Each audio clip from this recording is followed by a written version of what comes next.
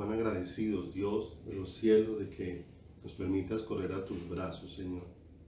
De que nos permitas correr a los brazos tuyos, a los brazos de nuestro Padre Celestial, a los brazos de nuestro Padre amado, a los brazos preciosos de nuestro Señor y de nuestro Hacedor, de nuestro Formador, de nuestro Creador, del que nos ha traído a la vida, del que nos ha sacado del lodo cenagoso, del que ha hecho cosas maravillosas como estudiábamos, Señor, en el Salmo 103, donde podemos reconocer, Señor, una necesidad de no olvidar ninguno de los beneficios, Dios, que hemos recibido de parte tuya, ninguno de los beneficios que tú nos has otorgado al derramar tu perdón, al traer sanidad, oh Dios de los cielos, al sacar nuestras vidas del lodo cenagoso, al renovar nuestras vidas, al coronarnos de favores, al Señor precioso, hacer que cada día seamos rejuvenecidos de nuestro ser interior. Papito hermoso, permite que tus palabras, Señor, en esta mañana, Señor, sean lámpara y luz para conducir nuestra vida, para enseñarnos y afirmarnos en ti, en tus propósitos, en tu voluntad y en los deseos preciosos de tu corazón. Danos sabiduría para exponer tus palabras, que seas tú mismo el que nos hables a todos y cada uno de nosotros, porque necesitamos oír tu voz y serán todos enseñados por ti en lo que has expresado en tu palabra, y nosotros necesitamos en esta mañana ser enseñados, bendito Dios, por tu bendita gracia, Señor. Te bendecimos y te damos honor en el santísimo nombre de Jesús. Amén y amén, Señor.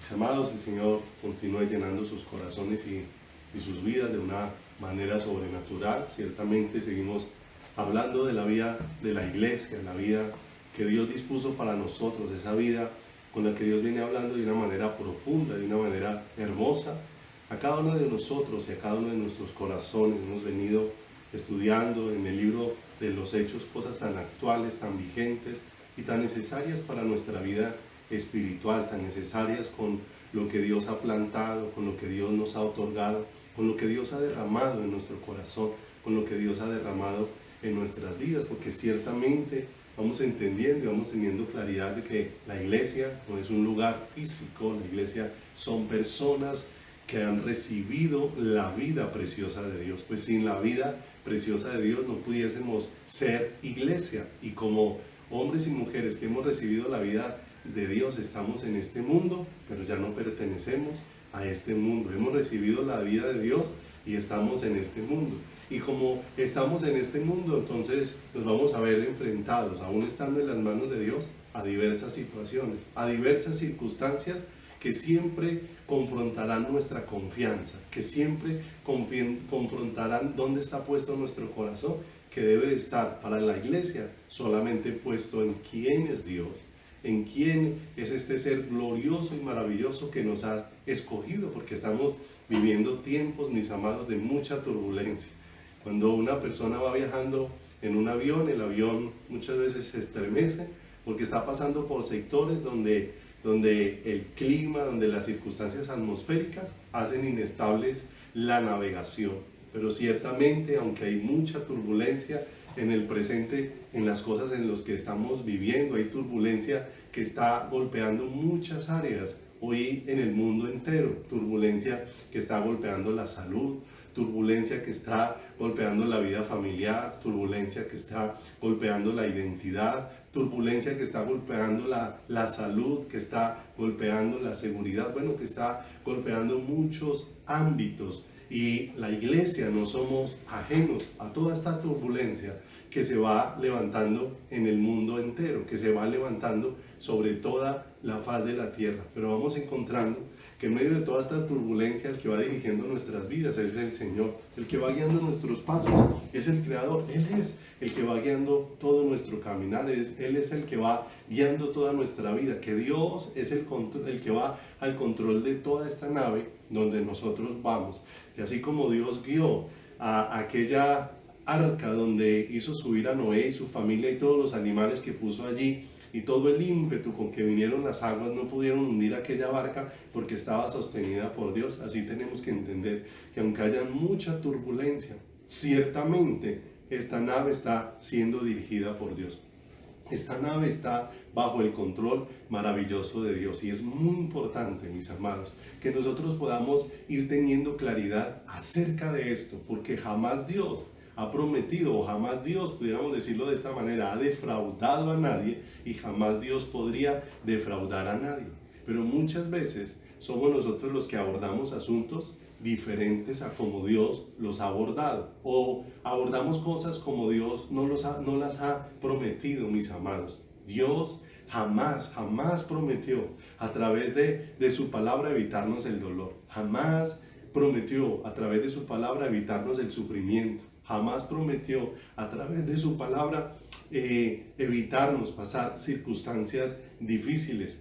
Lo que Dios sí prometió a través de su palabra es estar con nosotros. Lo que Dios sí prometió a través de su preciosa palabra es confortar mi alma, como lo expresó allí en el Salmo 23 cuando dijo: confortará mi alma, me guiará por sendas de justicia. Prometió manifestarnos su gracia en medio de la fragilidad, en medio de la debilidad que se manifiesta en nosotros, como se lo dijo aquel Pablo cuando rogó, y la respuesta de Dios fue a Pablo: bástate mi gracia, porque mi poder se perfecciona en la debilidad, mi amado. Y estas cosas sí son las que son más que suficientes para sostenernos, y en ellas jamás Dios nos defraudará, en ellas jamás Dios defraudará nuestros corazones, en aquello que sí ha prometido. Prometió que estaría con nosotros cuando viniera la turbulencia, que Él estaría ahí dirigiendo todas las cosas, que todas las cosas estarían bajo su control. Muchas veces podemos ir en un avión, y en el avión hay mucha turbulencia, y tal vez allá adentro podemos sentir temor, podemos sentir ansiedad, podemos sentir una gran cantidad de cosas, pero ciertamente el piloto que lleva la nave sabe en qué circunstancias van, y sabemos que no solamente Dios es el que lleva el control de la nave, sino también el que lleva el control de la turbulencia. De manera que estamos siendo llevados por alguien que tiene el control absoluto de todas las cosas, mis amados. Pero no olvidemos, ahora que nos vamos a ir adentrando a otros aspectos que va a ir viviendo la iglesia, acompáñenme allí por favor a Juan, Evangelio de Juan, en el capítulo número 16. Juan, en el capítulo número 16, en el versículo número 33, dice la escritura de una manera muy especial: estas cosas os he hablado, para que en mí tengáis paz. En el mundo tendréis aflicción, pero confiad, yo he vencido al mundo. ¿Te das cuenta? Lo que te decía ahora, el Señor jamás prometió que no iba a haber turbulencia en nuestras vidas. Es más, aquí nos lo advierte, pero dijo de dónde iba a provenir la paz y la confianza en medio de esa turbulencia para nuestros corazones. En otra versión de la Biblia, quiero leerles esta misma porción de la escritura, y escúchame cómo dice de claro. Dice: os he dicho todas estas cosas para que en mí encontréis vuestra paz. ¿Dónde vamos a encontrar la paz que necesita nuestro corazón? Recuerde, la paz no es la tranquilidad de las circunstancias. La paz es la seguridad de que Dios tiene el control absoluto de todo. La paz no son sucesos, la paz es una persona. Nuestra paz es Él. Él es nuestro Shalom. Mira lo que dice: os he dicho todas estas cosas para que en mí encontréis vuestra paz. ¿Dónde vamos a encontrar la paz? En Jesús. Siempre tendréis en el mundo pruebas que os afligirán, pero confiad en mí, porque yo he vencido al mundo. ¿Te das cuenta? Cuando empezamos a mirar nuevamente el libro de los Hechos, el libro allí de la vida de la iglesia, cómo empezó a manifestarse este fluir maravilloso de la vida de Dios, este fluir que estaba experimentando la iglesia, como lo hemos estudiado en todos estos temas anteriores, donde hemos visto en detalle allí en el capítulo número 42, hemos llevado varias semanas donde hemos estudiado ahí muchos detalles especiales que Dios nos ha permitido percibir del fluir de la vida de Él, de cómo empezaron a llenarse de la palabra del Señor, cómo empezaron a vivir una vida de comunión, cómo empezaron a celebrar el favor que Dios había traído sobre sus vidas, cómo empezaron a derramar su corazón delante del Señor en oración, cómo el temor de Dios fue implantado dentro de sus vidas, cómo empezaron a manifestarse muchas maravillas de parte del Señor, cómo en medio de esta iglesia empezó a manifestarse una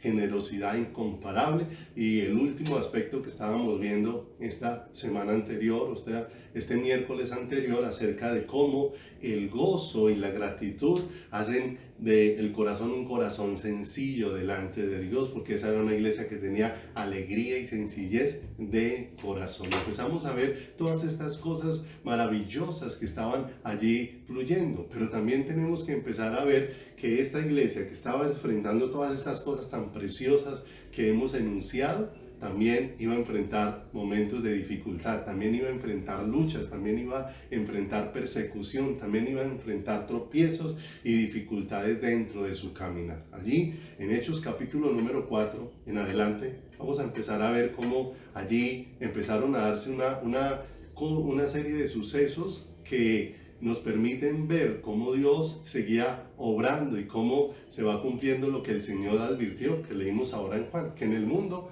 tendríamos aflicción, pero que confiáramos. Nuestra confianza pues está puesta en la obra que Dios hizo para salvarnos, en la obra que Dios hizo para traernos en reconciliación con Él, para traernos en comunión con Él. Mis amados, la iglesia, a causa de todo el acontecer que estaba manifestándose ahí en el libro de los Hechos, no olvidemos que todo eso era un fluir de la vida de Dios. Dios mismo era el que estaba haciendo una obra, el que estaba trayendo todo este fluir. También la iglesia empezó a sufrir amenazas, la iglesia empezó a sufrir desprecios, la iglesia empezó a sufrir desplazamientos, empezó a sufrir cárceles, empezó a sufrir azotes, empezó a sufrir muertes, empezó a enfrentar la iglesia. Ahora, estas cosas, esas situaciones, si no las leemos con claridad, no las percibimos en conexión y conectados con el corazón de Dios, nos pudiesen llevar a preguntarnos, luego no se estaba manifestando Dios en medio de ellos. Claro, Dios se estaba manifestando en medio de ellos. Entonces,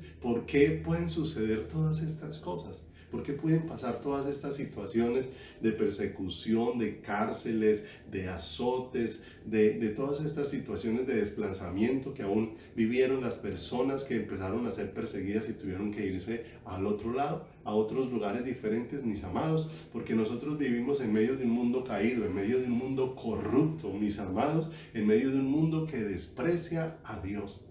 Pero mira lo precioso, frente a todas estas cosas, la iglesia que vemos ahí en el libro de los Hechos no se levantó en queja, no se levantó en reclamos frente a Dios, no decayó en su caminar con el Señor, sino que fue una iglesia que se levantó en oración, fue una iglesia que se levantó en un clamor delante de Dios. ¿Y cuál era su oración? Entonces ubícate allí en Hechos, el libro de los Hechos, capítulo número 4.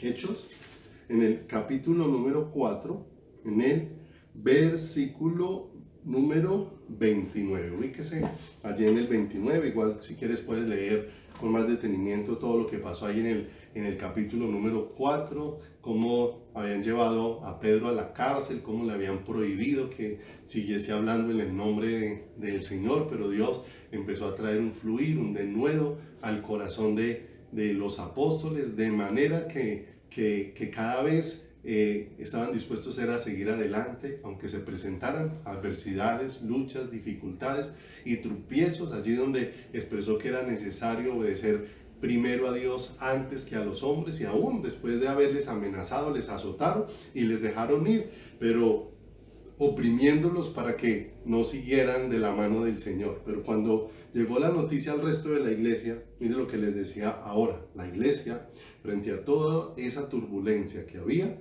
no se levantó en queja, no se levantó en desánimo, no decayó su deseo de buscar a Dios, no decayó su confianza en el Señor, sino que mire lo que dice el verso número 29, Hechos 4:29.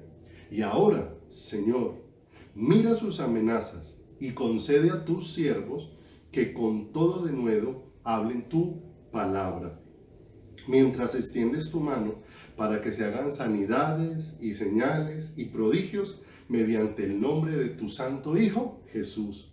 Y cuando hubieron orado, el lugar en que estaban congregados tembló, y todos fueron llenos del Espíritu Santo y hablaban con denuedo la palabra de Dios. Mira lo hermoso. Ellos levantaron fue un clamor delante de Dios, no una queja. sino clamaron porque Dios mismo fuera el que pusiera una fortaleza. Leíamos ahora al comienzo en la oración inicial lo que Pablo estaba orando allí en la iglesia de Éfeso, que les fuera concedido el ser fortalecidos por su espíritu en su ser interior. Mira lo hermoso que está orando aquí la iglesia, que de una manera especial venga una fortaleza. Ellos no clamaban, esta iglesia no empezó a clamar porque cesara la persecución o cesara todo este ambiente hostil que se estaba presentando. No, ellos oraban por recibir de nuevo, para expresar en medio de todas las circunstancias que su confianza estaba puesta en Dios. Pues era de Dios de quien habían recibido. La vida de Dios era la que se había puesto en ellos. Y ahora lo que ellos iban a hacer era a dar testimonio al hablar de la palabra de Dios. El testimonio que iban a dar era un testimonio acerca de Dios. Y mira lo hermoso, ¿qué estaban pidiendo al Señor con todo su corazón? Que su confianza estuviera puesta en Él. Que su confianza estuviera puesta en Él. Y dice ahí, concédenos que con todo denuedo hablemos tu palabra, que con todo denuedo sigamos expresando y dando testimonio de que nuestra confianza esté puesta en ti. Y me llama mucho la atención porque la palabra griega, que aquí se utiliza para denuedo, mis hermanos, en esta versión que se traduce como denuedo, es la palabra parresía. Como decir parecía, pero va con doble R y S, y tilde en ahí, parresía, que significa literalmente osadía, confianza, sin miedo, con valor. Mira lo hermoso.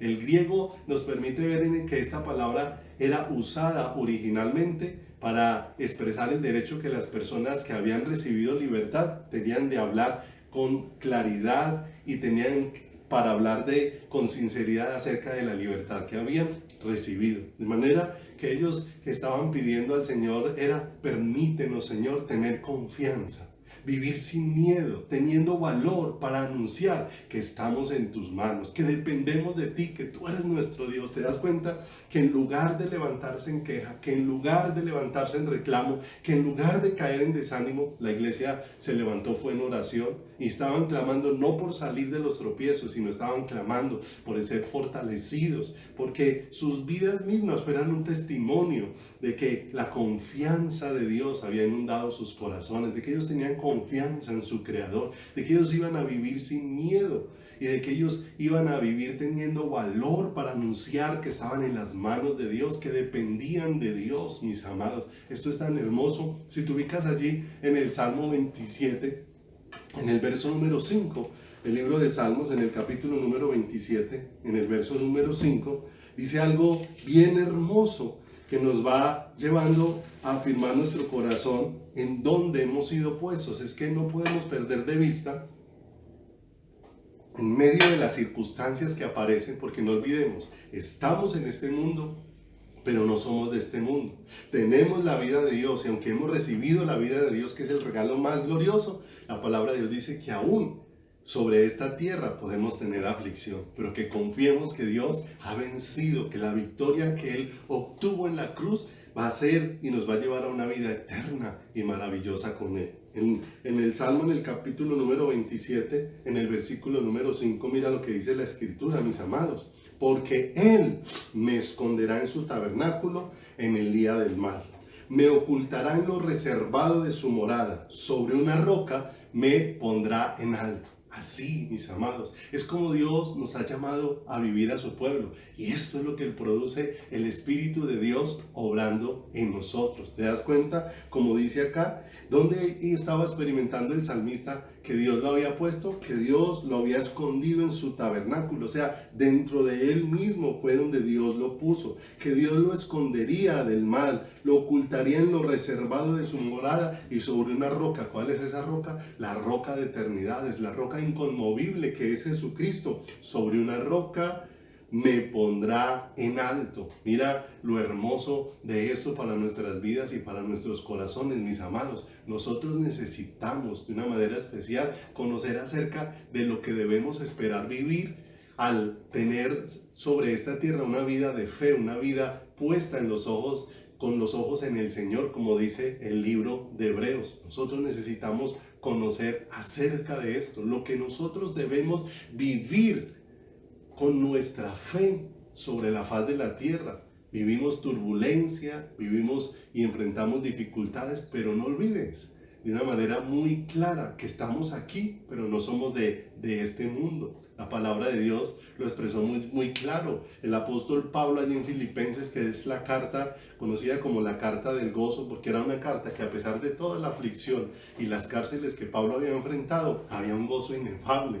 Él mismo ha expresado que las aflicciones de este mundo no son comparables con la gloria que en nosotros ha de manifestarse. Y mira lo hermoso, nosotros vivimos aquí, pero muchas veces tenemos luchas, pero estamos esperando es el lugar que nos pertenece a nosotros. Como dice ahí la Escritura, más nuestra ciudadanía está en los cielos, de donde también esperamos al Salvador, al Señor Jesucristo, el cual transformará el cuerpo de la humillación nuestra para que sea semejante al cuerpo de la gloria suya, por el poder por el cual también puede sujetar a Él mismo todas las cosas. Mira lo hermoso.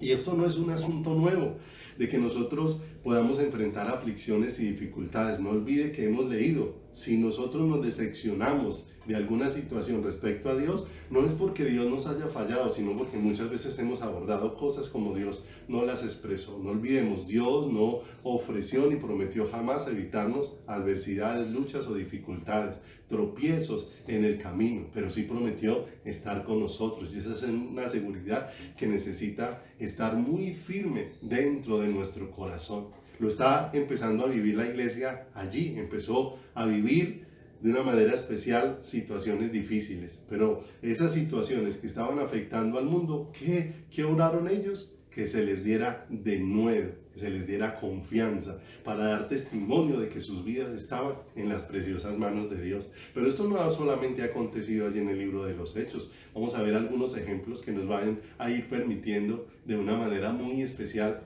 cosas como esta, mis amados. Si recordamos la vida de un hombre como Daniel, que tantas veces ha sido un ejemplo en las enseñanzas que podemos transmitir o que podemos dar. Un hombre que cuando lo miramos nos inspira a buscar a Dios, nos inspira a ver cómo la obra de Dios fue hecha en un hombre frágil como este hombre, Daniel, un jovencito que fue llevado cautivo desde muy corta edad a Babilonia y fue llevado allí y toda la vida suya la vivió fue allí en una ciudad extranjera, en un país extranjero donde tuvo muchas situaciones que enfrentó. Nosotros podemos ver la vida de Daniel y decir, ay, tan hermoso Daniel, la sabiduría de Daniel, cómo Daniel oraba, cómo Daniel dependía de Dios, pero no olvidemos en medio de qué estaba viviendo Daniel. No olvidemos que Daniel estaba viviendo en países extranjeros. No olvidemos que Daniel empezó su juventud viviendo un desplazamiento, había sido sacado de su tierra y había sido llevado a tierra extranjera. No olvidemos que él llegó a vivir allá a Babilonia como cautivo, como parte de los que habían sido tomados presos y habían sido llevados allí a Babilonia, que desde joven había enfrentado una separación de su familia, que se movía en medio de un mundo donde había un conflicto entre la ley que Dios había puesto en su corazón y las leyes que dictaminaba ese mundo en el que ahora él estaba viviendo. No olvidemos que Babilonia le quería poner un lenguaje que no era el lenguaje de Dios, un lenguaje diferente al de Dios, donde en Babilonia le ofrecían una identidad diferente a la que le ofrecía su Señor.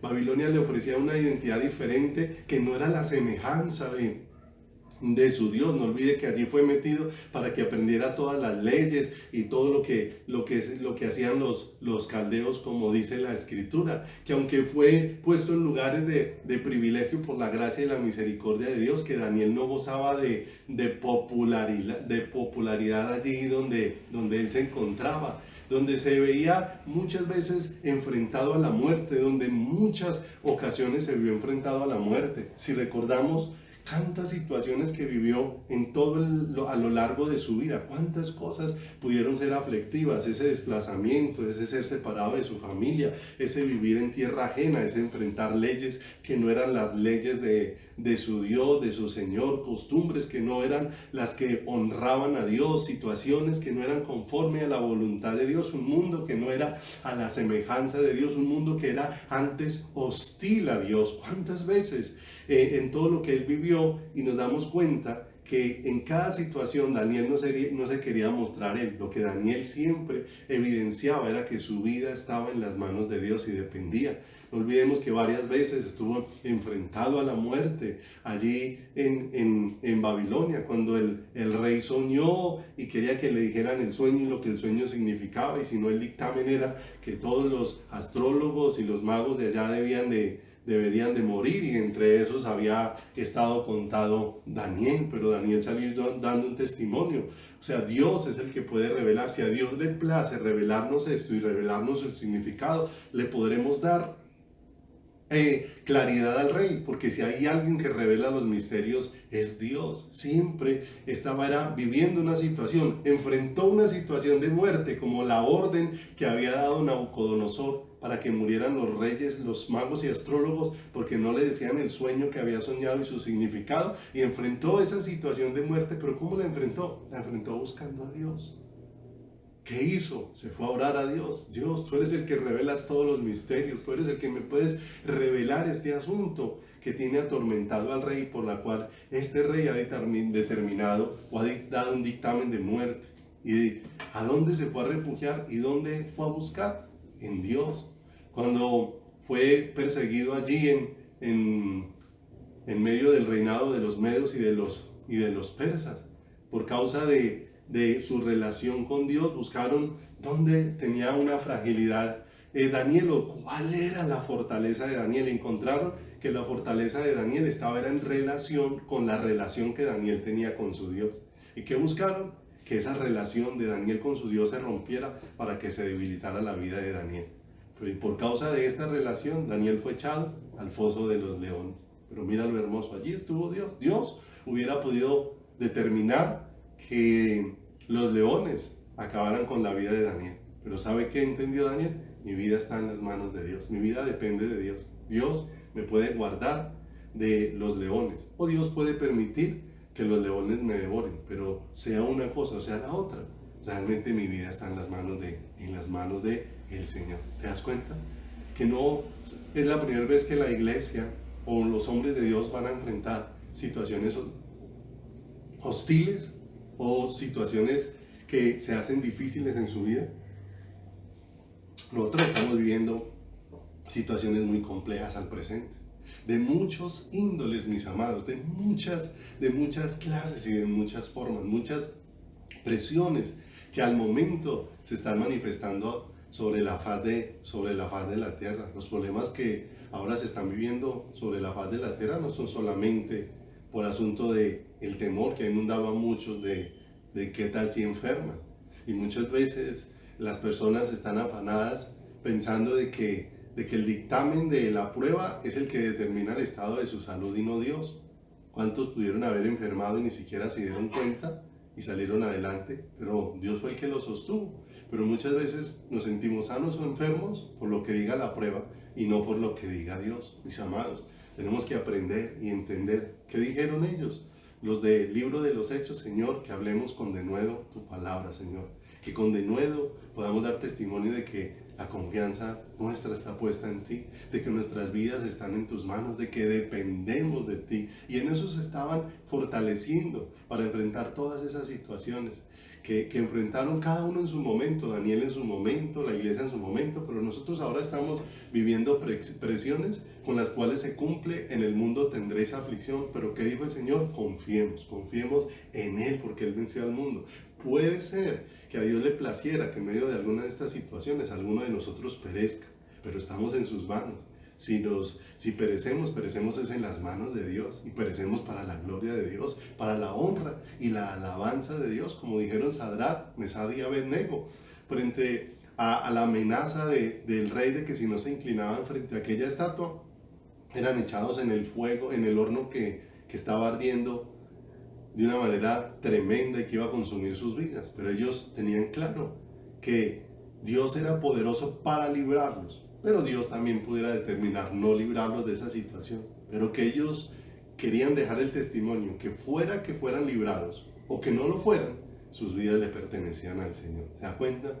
¿Dónde nos vamos fortaleciendo la iglesia? Porque ciertamente van a pasar muchas cosas sobre la faz de la tierra, indiscutiblemente, si pasa algo sobre la tierra, sería innegable que no pueda afectar estas circunstancias la iglesia. Sería innegable que si viene una hambruna, pues una hambruna no nos pueda afectar. Sería innegable que si viene un invierno no nos pueda afectar. Que si viene una sequía, la sequía no afecta a los cristianos simplemente por ser cristianos. Nos puede afectar, pero tenemos una convicción. Cuando de una manera especial Dios trajo la sequía, que anunció por labios del profeta Elías en medio de una generación llena de maldad, que se olvidó de Dios y se dedicó a hacer maldad, y fue anunciado allí que se cerrarían los cielos y que no habría ni lluvia ni rocío por muchos días, y empezó a escasear el agua. Dice la escritura que de una manera especial Dios tenía el control de todo. Mire lo que ocurrió allí en la casa de aquella mujer viuda pobre a la que fue enviado Elías.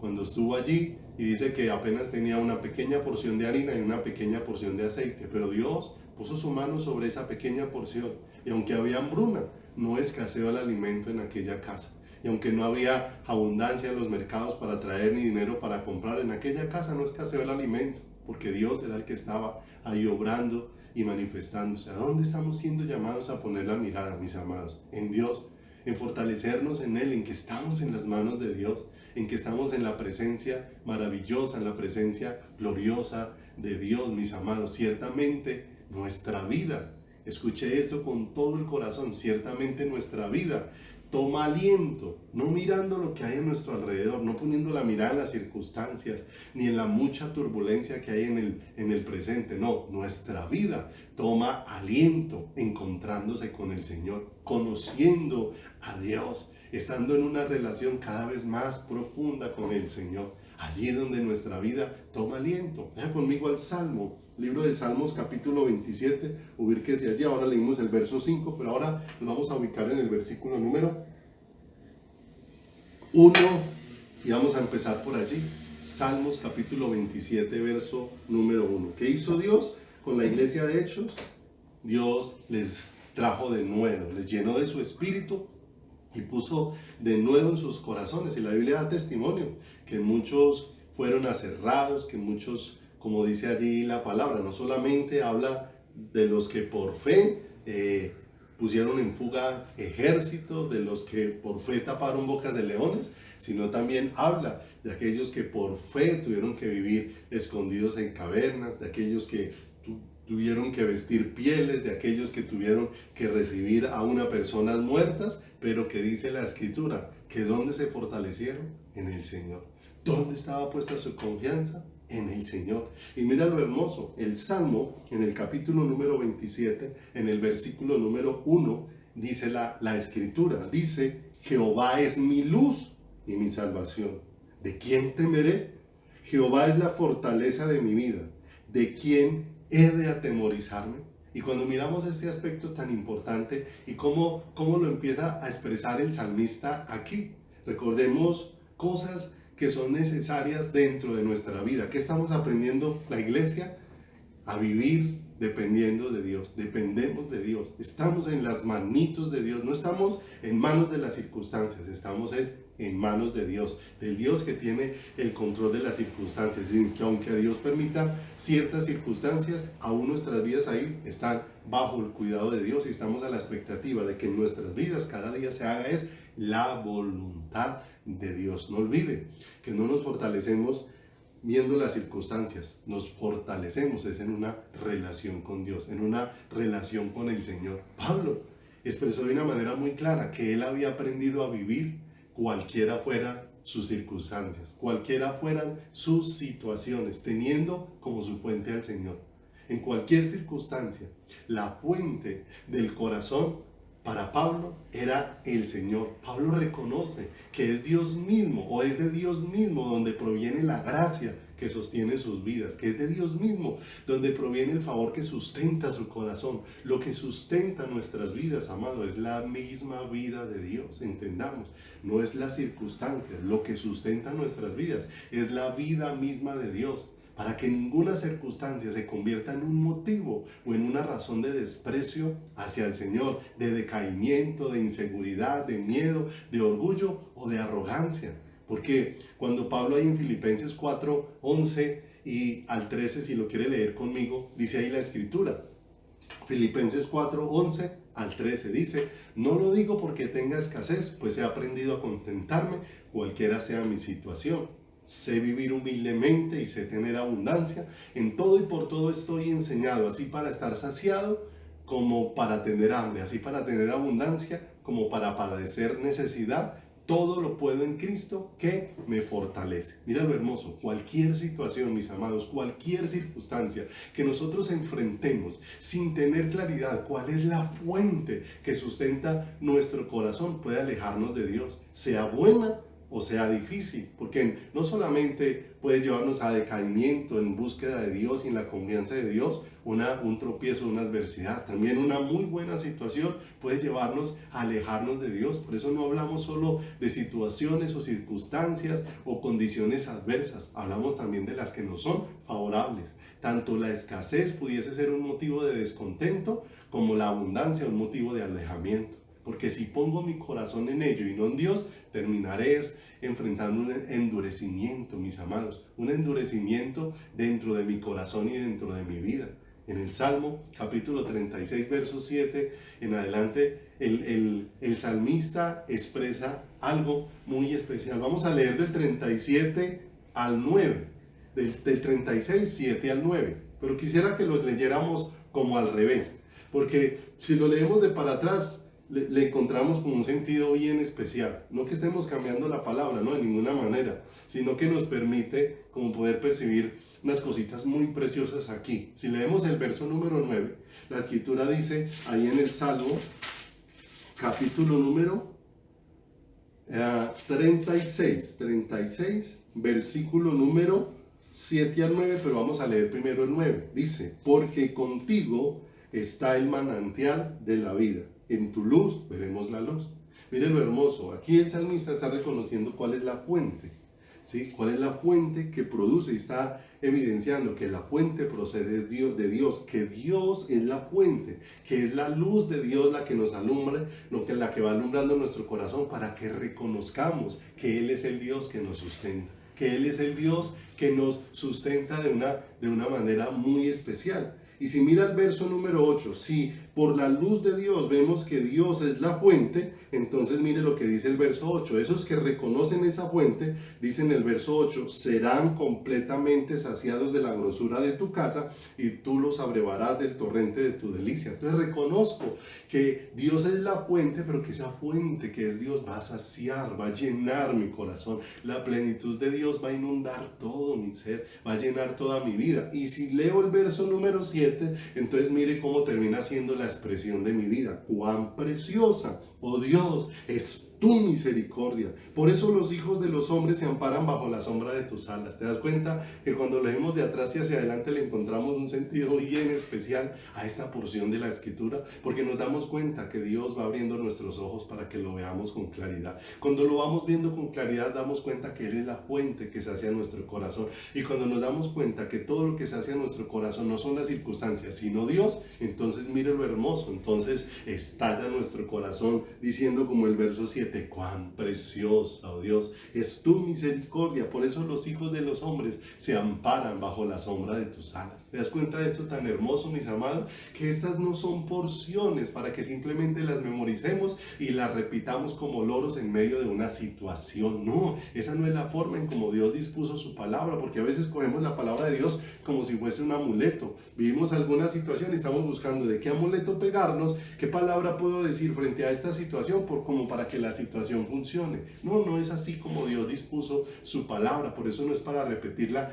como loro, sino es para tomarla como si fuera un amuleto. No, cuando miramos estas porciones, estos salmos tan preciosos, nos damos cuenta que son salmos que nos invitan de una manera muy especial a que correspondamos al llamado de Dios, al llamado que Dios nos está haciendo, al atraernos hacia Él, para que lo conozcamos y que todo lo que nosotros somos repose es en todo lo que Él es. ¿Te das cuenta lo hermoso? Entonces mire lo hermoso, no son salmos para repetir, son salmos que nos están atrayendo hacia el corazón corazón de Dios, que nos están permitiendo ver ese llamado que una y otra vez Dios ha extendido a través de su palabra, de que vengamos a Él. No olvidemos, Él se paró allí el día de la gran fiesta y dijo: a los sedientos venid a las aguas.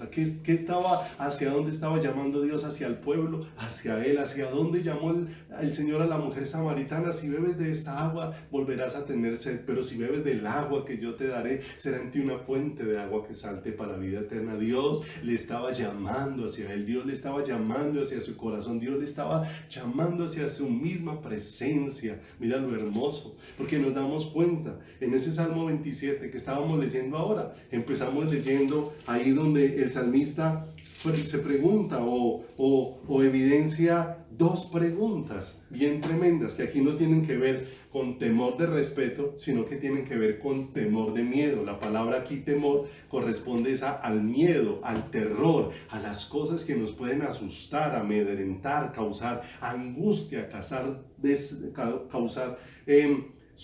quitar el sosiego de nuestro corazón, producir intranquilidad dentro de nuestras vidas. Mira, el temor de miedo, porque él hace dos preguntas: ¿de quién temeré? ¿Y de quién he de atemorizarme? Es lo que expresa aquí la escritura. Temor de miedo. Son esas dos palabras aquí. ¿De quién temeré? O sea, ¿de qué tendré miedo? ¿De qué tendré miedo? Y este temor de miedo nos habla de un estado de ánimo o un sentimiento de angustia y de profunda preocupación por la percepción de un peligro o una dificultad, ya sea real o imaginaria, porque muchas veces hay peligros que necesariamente no están, pero nosotros estamos viendo como si existieran. También este miedo este miedo es lo que se siente al considerar que algo perjudicial o negativo ocurra o haya ocurrido. Pero cuando empezamos en este Salmo 27, ubíquese número 1 nuevamente, ahí dice: Jehová es mi luz y mi salvación. Y cuando empezamos a ver aquí la expresión de David, es muy particular, es muy especial lo que el salmista está expresando acá. Porque David en este salmo, ahí en el versículo número 1, en este salmo no empieza centrado en sus circunstancias, no empieza centrado en las cosas que le están rodeando. Se cree que este salmo fue escrito en ese momento donde Saúl estaba persiguiendo a David, y David se encontraba amenazado de muerte porque Saúl consideraba que David era un peligro para su reinado. De manera que son circunstancias difíciles las que él está atravesando, pero no es escrito pensando o centrado en sus circunstancias, sino que es escrito pensando en lo que él conoce acerca de quién es Dios, en lo que él conoce acerca de quién es su Salvador. David reconocía que él debía vivir era la luz de esta realidad, la realidad de quién es Dios. Y eso es lo que nosotros necesitamos vivir en los tiempos en los que estamos, vivir a la luz de la realidad, no de las circunstancias que están rodeando, no de lo que está aconteciendo en el mundo, sino a la luz de quién es Dios, a la luz de quién es nuestro Salvador, a la luz de quién es nuestro Señor. Nosotros debemos de vivir a la luz de lo que es verdadero, de lo que es inmutable, de lo que no cambia, de lo que permanece para siempre, no con la mirada en lo incierto, mis amados, no con la mirada en lo que es variable, no con la mirada en lo que está destinado a desvanecerse. No, el Señor es mi luz, y mira lo hermoso como lo expresa David el salmista: el Señor es mi salvación, el Señor es mi fortaleza. Y esta es una apropiación personal que está teniendo David. Él no está diciendo que Dios es la luz de mi vecino, él no está diciendo que Dios es el que ilumina el camino de mi vecino, no está diciendo que Dios es la salvación de mi vecino, no está diciendo que Él es el que fortalece a mi vecino. El Señor es mi luz, el Señor es mi salvación, el Señor es mi fortaleza. Él está expresando: Dios es el que está obrando en mí, Dios es el que está obrando en mi vida de una manera muy profunda. Mi luz, esta es una expresión preciosa acerca del carácter de Dios, mis amados, que afirma de manera enérgica y contundente aquí David, en lo que está expresando en este salmo de una manera rotunda, que Dios es el único que posee una perfección absoluta y que no existe nada que pueda deteriorar su verdad o nada que pueda deteriorar su santidad. En Primera de Juan, si te ubicas allí un momento, hablando de esta luz maravillosa y lo que esta luz que refleja el carácter precioso de quién es Dios, Primera de Juan, en el capítulo número 1, en el versículo número 5, dice el apóstol Juan de una manera muy especial. Dice, este es el mensaje que hemos oído de él y os anunciamos, Dios es luz y no hay ningunas tinieblas en él. Miren lo hermoso, la luz aquí representa lo que es bueno, lo puro, lo verdadero, lo santo, lo confiable. Las tinieblas representan el pecado y lo perverso. Decir Dios es luz, pero ya no es Dios simplemente luz, sino Dios es mi luz, significa que es perfectamente santo y veraz y que solo Él puede sacarnos de todo lo que puede ser tinieblas en nuestros corazones, de todo lo que puede ser oscuridad en nuestras vidas. Juan, el Evangelio de Juan en el capítulo número 4, ubíquese allí también, Juan, capítulo número 4, en el versículo, Juan capítulo número 1, en el versículo número 4, dice aquí la escritura de una manera muy contundente, en él estaba la vida, y la vida era la luz de los hombres. La luz en las tinieblas resplandece, y las tinieblas no prevalecieron contra ello. Miren lo hermoso, el Señor, que es mi luz, está conmigo, mis amados, aún en las tinieblas, en la persecución, aún a pesar de las amenazas de guerra. Era lo que estaba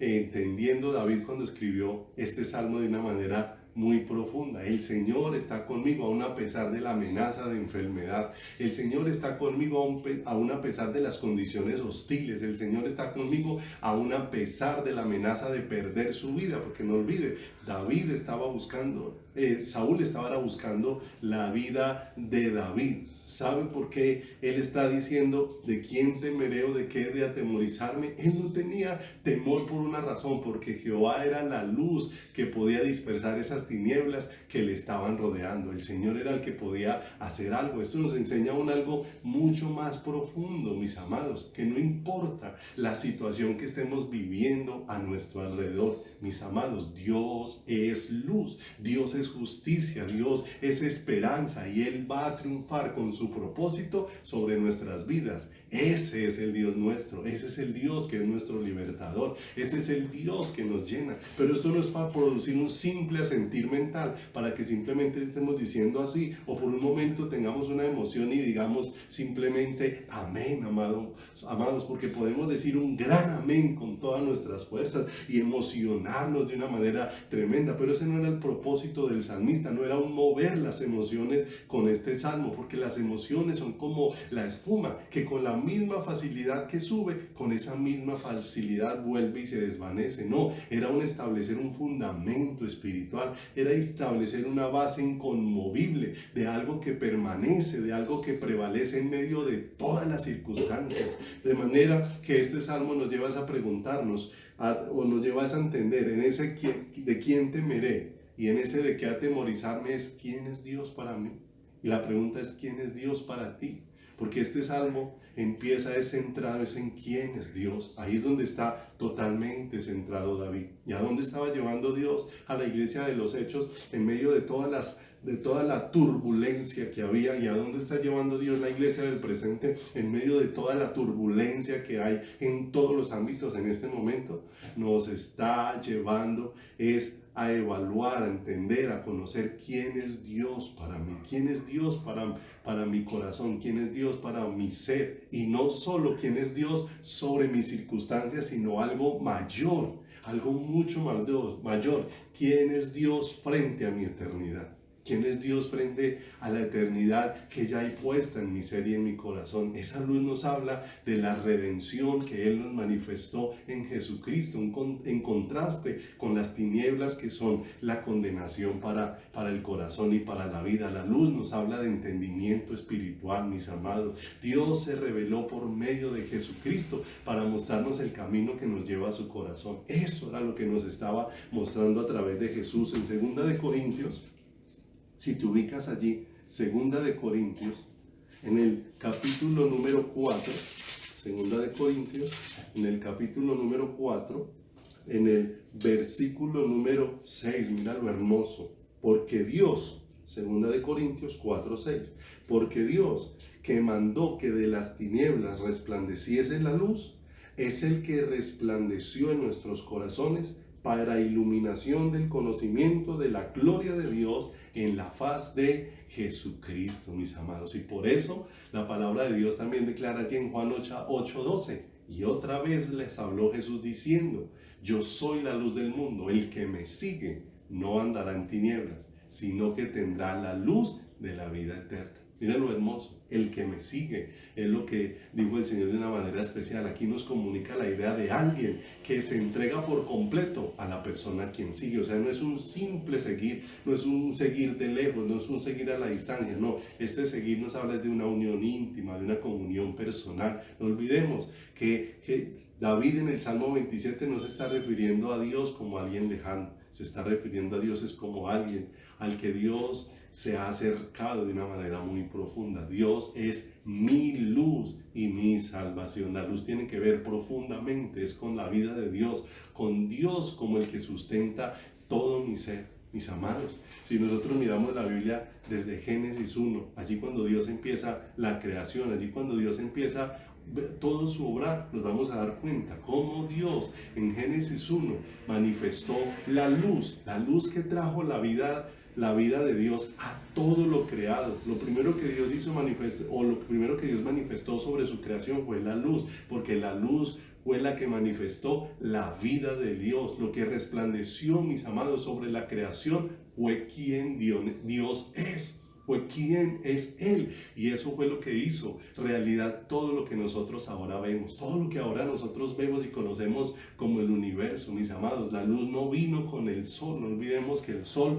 fue creado al cuarto día, la luz no vino con las estrellas, no, antes de que hubiese sol y antes de que hubiese estrellas ya la luz había resplandecido sobre todo lo creado, mis amados. La luz resplandeció más bien sobre el sol, y aún si vamos a ver esto mismo en Apocalipsis, nos vamos a dar cuenta que cuando la escritura nos habla, no solamente en el comienzo, ¿qué resplandeció en el comienzo? La luz de Dios. Y la luz de Dios fue el resplandor de la vida de Dios fue la que trajo a la realidad todo lo que ahora vemos. Y cuando vamos allí a Apocalipsis, nos vamos a encontrar nuevamente este regalo tan precioso y este regalo tan contundente aquí expresado. Apocalipsis capítulo número 21 en el versículo número 23 y 24. Ubíquese allí, porque nos va hablando allá del final, está hablando del momento en el que Dios va a traer cielos nuevos y en el que Dios va a traer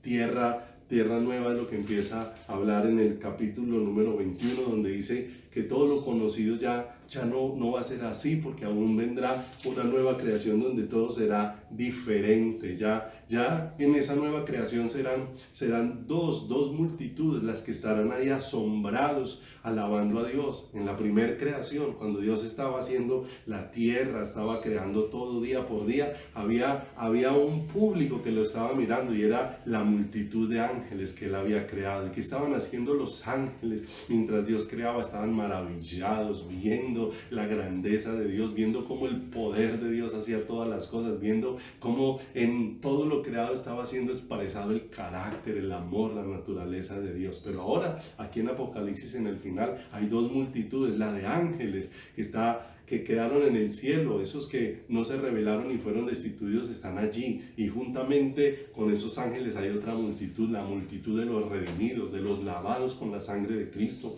de los que fueron perdonados, de los que fueron rescatados del hoyo, de los que fueron pasados de la muerte a la vida, de los que fueron sacados de las tinieblas a la luz admirable. Se da cuenta que las tinieblas siempre será una evidencia de la ausencia de la vida de Dios, pero la luz es una evidencia de que la vida de Dios ha llegado a un corazón, de que la vida de Dios ha llegado a una vida. Por eso ya no estamos en tinieblas, ya no estamos sin la vida de Dios. Ahora nosotros tenemos la vida de Dios. Eso era lo que había venido a la iglesia de una manera muy especial. Y dice ahí en el capítulo número 21, en el verso número 23, cuando habla de la nueva Jerusalén, ¿cierto? Y no habla de la nueva Jerusalén como la que sostiene todo, sino del poder de Dios. Y dice en el verso 22, veamos desde el verso 22, 21, 22 de Apocalipsis, y no viene ya templo, porque el Señor, Dios Todopoderoso, es el templo de ella y el Cordero.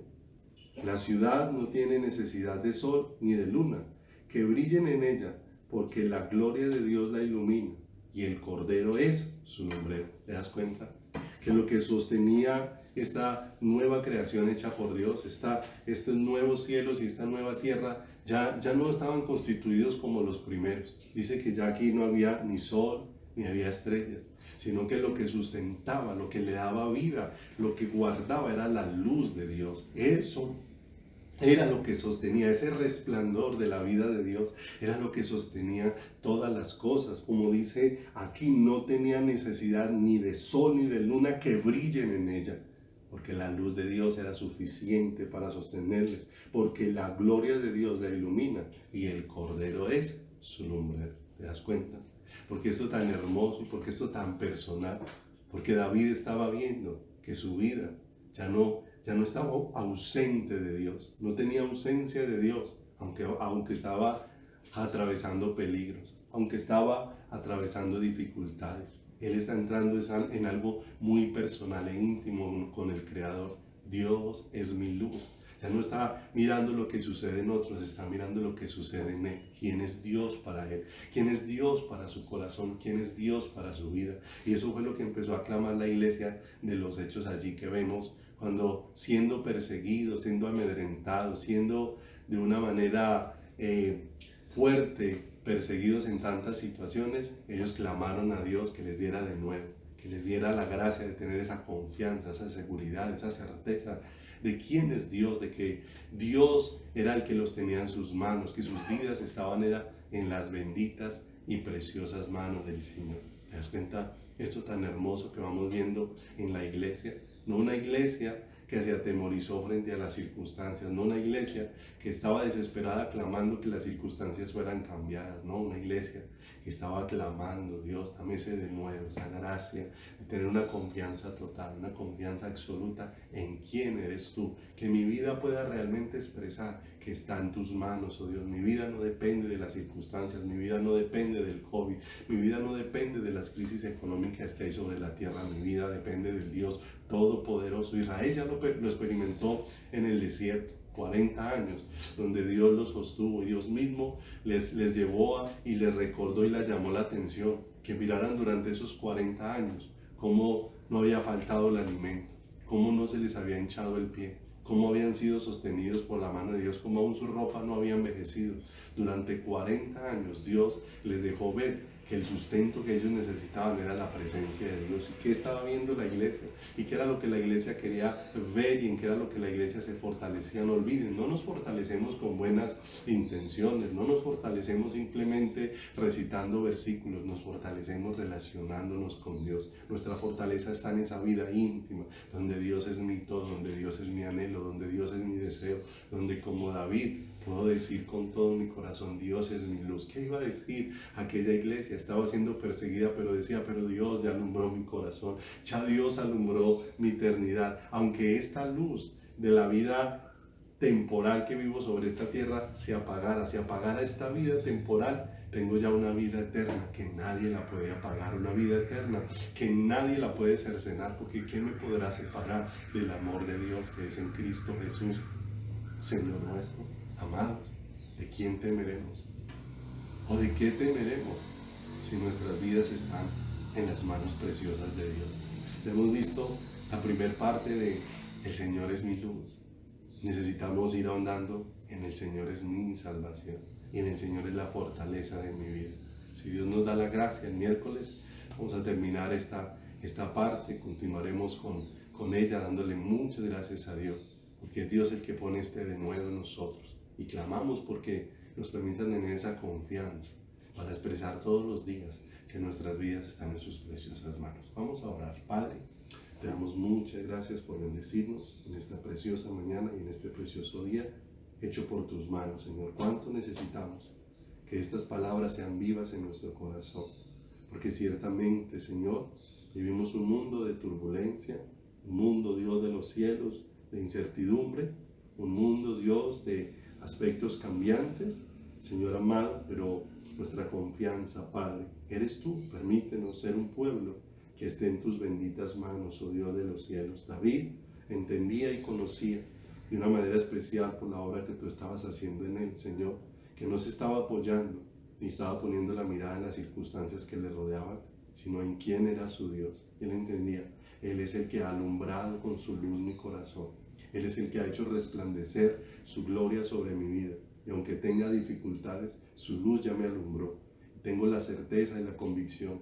Era lo que nos permite ver ese salmo de David, que si Dios es su luz, si Dios es su salvación, si Dios es su fortaleza, necesariamente de qué teme. Tú eres el que nos puede librar de todo temor con tu perfecto amor. Aquí estamos este pueblo, Señor, rogando, precioso Dios, que nos permitas fortalecernos en este tiempo. ¿En quién eres tú, Señor amado? ¿En quién eres tú que te has manifestado a nosotros, a nuestros corazones y a nuestras vidas? Y que te has revelado con tu luz incomparable, Señor. El Señor es mi luz y mi salvación. Señor amado, que podamos decir, en tu luz veremos la luz. Tú nos vas alumbrando para que te veamos con más claridad. Y si te vemos con más claridad y descansamos en quién eres tú, ¿de qué temeremos? Padre, gracias por tu palabra en esta mañana. Permite que ella sea lámpara y luz que guíe nuestros pasos y nos permita estar confiados en ti, Señor. Padre, gracias por el amor que nos brindas y gracias por la fortaleza que derramas sobre nuestros corazones. Te bendecimos y te damos todo el honor, la gloria y la alabanza en el santísimo nombre de Jesús. Amén y amén. Mis amados, que podamos vivir con los ojos puestos en Jesús. Recibimos tanta dirección de parte de Dios a través de esta palabra. Sus cuerdas se han extendido sobre nosotros para hacernos uno con Él. Que esas cuerdas nos vuelvan cada día un pueblo más íntimo y un pueblo cada vez más conectado a su corazón y a su espíritu. Mis amados, un abrazo especial, que tengan un resto de fin de semana muy especial en las benditas y preciosas manos del Salvador. Que a Él sea la gloria, el honor y la honra por los siglos de los siglos. Mis amados, un abrazo y que Dios los bendiga.